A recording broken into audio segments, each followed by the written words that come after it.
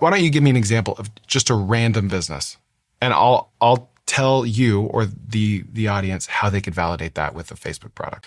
Can you explain that to the audience who probably have ideas, but in their head are thinking, right, I've got to quit my job. I'm going to have to raise money.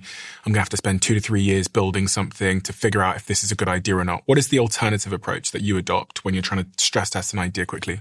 Yeah. So if I had to pick one tool, I mean, it's one that 1 in 4 humans use every day, and it's Facebook, right?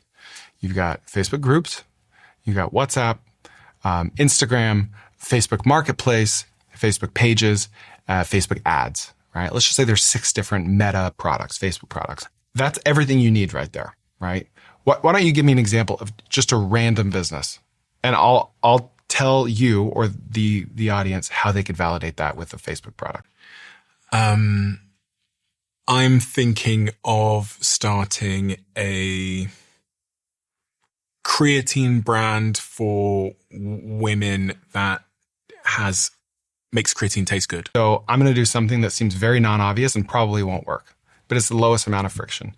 I'm going to take a description for that, and I'm going to use Nano Banana, ChatGPT, any of the AI image generators to come up with what the product could look like, right?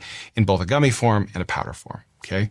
Then I'm going to go to Facebook Marketplace. You're just going to post a photo? Yeah, I'm just going to say like, women's creatine brand actually tastes good.